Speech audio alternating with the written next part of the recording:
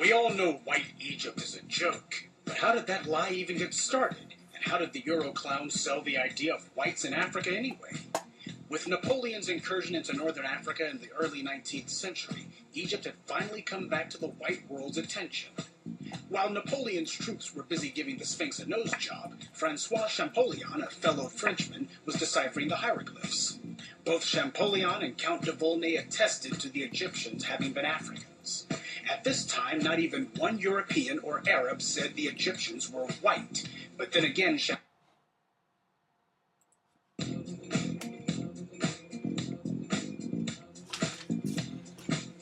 we all know White Egypt is a joke, but how did that lie even get started? And how did the Euro clowns sell the idea of whites in Africa anyway? With Napoleon's incursion into northern Africa in the early 19th century, Egypt had finally come back to the white world's attention. While Napoleon's troops were busy giving the Sphinx a nose job, Francois Champollion, a fellow Frenchman, was deciphering the hieroglyphs. Both Champollion and Count de Volney attested to the Egyptians having been Africans. At this time, not even one European or Arab said the Egyptians were white, but then again, Champollion and de Volney were not racialists. Unfortunately, it wasn't long after France reminded the white world of Egypt's glory that the white supremacists from the US and Britain rushed to Africa. The white world hadn't taken an interest in Egypt since the time of the Romans, and the Europeans had never cared about Egypt at all. So why the sudden interest? What had changed? What had changed was that there was now a white supremacy myth that was the flimsy glue holding the white world together, and these twisted minds converging on Africa realized that myth was about to come undone. But the white revisionists had one major advantage: the public's ignorance. Black Egypt was merely common knowledge in the global mind, not an established fact. Since mass production of books didn't exist yet, the public had no specific pictures of the Egyptians' own artwork or translation of their writings to attach blackness to. It would be no problem for the revisionists to get the white academic world behind them. After all, the doctrines of black inferiority came from white universities. Most of the book and magazine publishers were white university men, just like the white supremacists who were rewriting Egypt's history.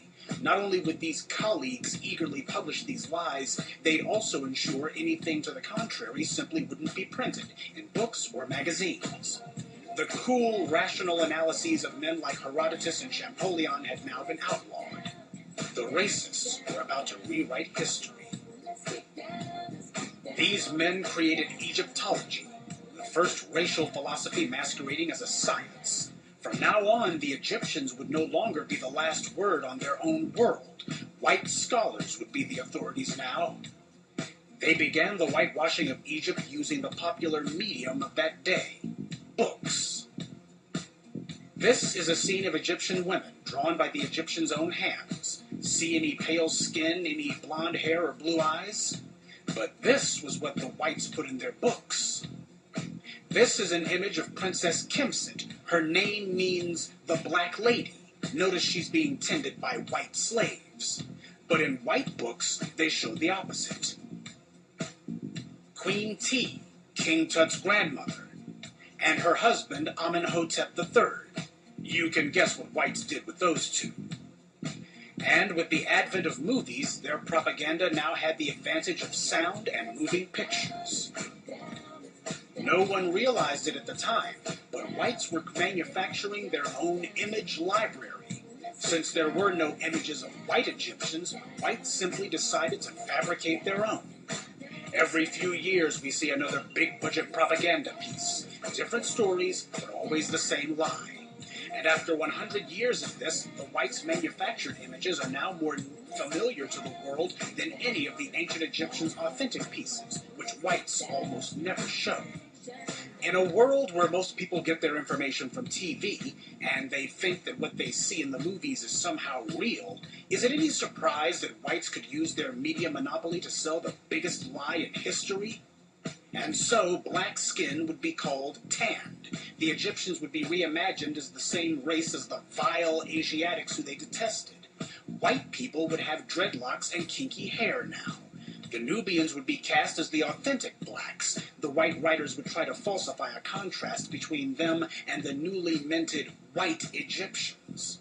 The white authors would talk about ancient Egypt, but they used terms meant to remind people of the world of the 19th century. This helped create a false association in the reader's mind between Egypt's mostly winning its wars with Nubia and the European conquests in Africa, as well as slavery in America. All they had to do was leave out 90% of the facts and keep repeating their revised version until it stuck. Here's an example of how they did it. This image is a reproduction that is shown in nearly every white-authored book on Egypt, Tut slaying the Nubians. Whites like to point out that some of the Nubians are jet black.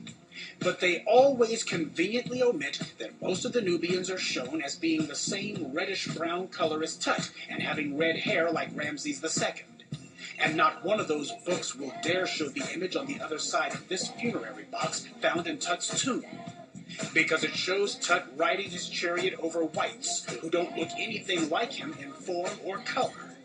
And if this picture of Tut warring with a handful of Nubians who look just like him is proof that the Egyptians hated blacks, then what does it mean when Ramses III rides over an entire ocean of Caucasoids? For whites, it means, no way in hell are we going to print this. This image of a rough-looking black prisoner is another white favorite, because of his full lips and flared nostrils, even though Nefertiti has the same features. And neither one of them looks like this white slave. Here's another picture you'll see in all the white books on Egypt. And here's one you won't. White POWs being tortured. Ramses killing a white man while his wife watches in admiration. No Nubians were ever treated like this. Ramses has 3 captives, but only one of them is black. The other 2 are Asiatic and Semitic. Thutmose III has so many whites by the hair you can't even count them. Pictures of the Egyptians torturing and killing whites far exceed the handful showing the same old pictures of Nubian POWs. Yet white writers rarely mention whites as slaves or prisoners. They only say a few sentences about that, and of course they never show the pictures.